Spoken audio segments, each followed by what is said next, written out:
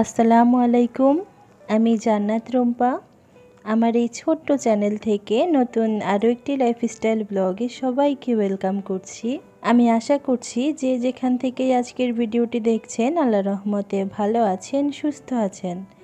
আমরাও আলহামদুলিল্লাহ ভালো আছি।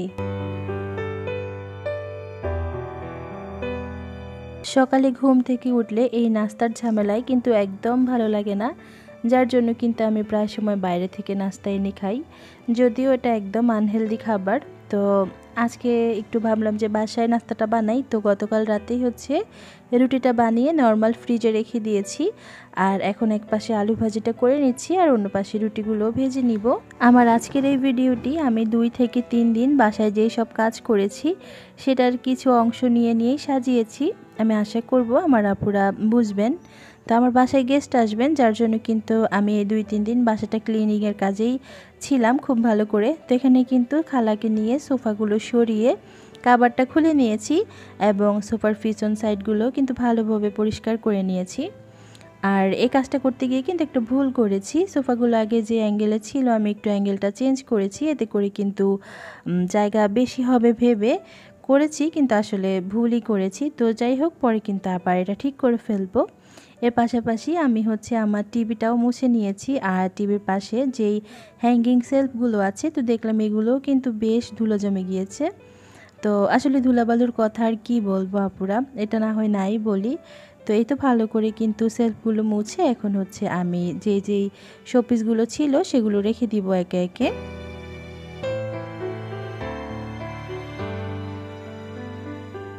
অফ ক্যামেরাতে আমি কিন্তু বাসার আরও অনেকগুলো কাজ সেরে ফেলেছি, তখন আর ক্যামেরাটা অন করিনি। তো এখন কিন্তু একে একে ফার্নিচারগুলো সব মুছে নিব। আমার লাস্ট ব্লগটার আগের ব্লগেই বাপু জানতে চেয়েছিলেন আমি হোয়াইট কালার ডিপ ফ্রিজটা কোথা থেকে নিয়েছি। আমি যে এরিয়াতে থাকি কেরানীগঞ্জ, এখানেই কিন্তু কয়েকটা ওয়ালটনের শোরুম আছে, তো সেখান থেকেই কিন্তু আমরা এই ফ্রিজটা নিয়েছি। আর আপু এই প্রশ্নটা করার কারণ আমি জানি হোয়াইট কালার আপু অনেক বেশি পছন্দ করেন, যার জন্য কিন্তু আমার কাছে জানতে চেয়েছেন। আমি যেহেতু আগেই বলেছি আমি আমার এই ভিডিওটা কিন্তু 2-3 দিনের কিছু অংশ নিয়ে সাজিয়েছি। তো এটা অন্য একটা দিনের পার্ট। নর্মালি কিন্তু আমার কখনো এরকম হয় না। আমি চেষ্টা করি সকাল থেকে ভিডিওটা শুরু করে যতটুকু শেয়ার করব পুরো দিনের একটা ব্লগ আপনাদের সঙ্গে শেয়ার করার। তবে এবার কিন্তু আর কোনোভাবে পেরে উঠিনি, কেননা যেহেতু বাসাটা ভালোভাবে ডিপ ক্লিন করছি, আর পুরো বাসা কিন্তু কোনোভাবেই একদিনে ডিপ ক্লিন করা যায় না। তো এখানে আদনানের কিছু খাবার ছিল যেগুলো কিন্তু একদম অগোছালো হয়ে পড়েছিল। তো ভাবলাম এগুলোকেও একটু গুছিয়ে রাখি সুন্দর করে। এই কাজটি করতে করতে আমার প্রিয় আপুদের সেই পুরনো কথাটি আরও একবার বলে দিতে চাই। আপনি যদি এ পর্যন্ত আমার ভিডিওটি দেখে থাকেন তাহলে প্লিজ একটি লাইক দিতে ভুলবেন না। এই ধরনের লাইফস্টাইল ব্লগ আপনি যদি আরও দেখতে চান চাইলে আমার এই ছোট্ট চ্যানেলটি সাবস্ক্রাইব করতে পারেন। আর আপনি যদি কাজটি অলরেডি করে থেকে থাকেন আপনাকে অসংখ্য ধন্যবাদ। কি সুন্দর ঝড়ের গতিতে ভিডিওতে কাজ করছি। তো রিয়েল লাইফে যদি আমার কাছে এরকম কোনো ন্যাচারাল পাওয়ার থাকতো তাহলে কতই না ভালো হতো, তাই না আপুরা? এই তো আপনাদের সাথে গল্প করতে করতে কিন্তু সব কিছু গোছানো হয়ে গিয়েছে।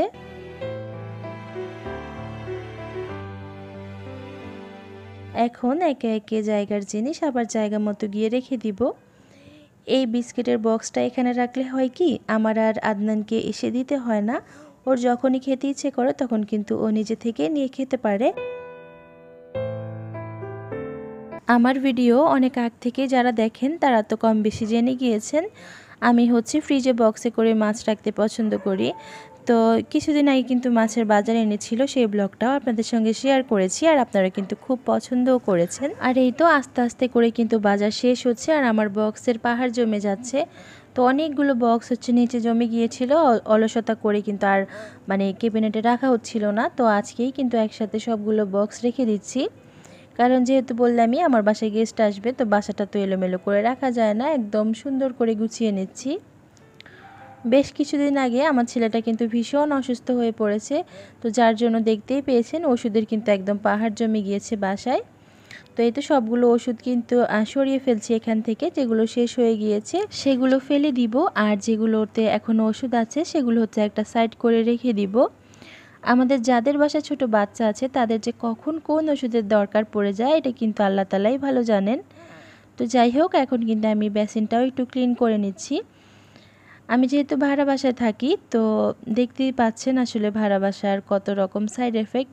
বেসিনটা যখনই ক্লিন করতে আসি তখন কিন্তু ওয়ালটা কেমন যেন লাগে, খুবই বিচ্ছিরি লাগে দেখতে, যার জন্য কিন্তু কখনোই আপনাদের সঙ্গে শেয়ার করা হয়নি।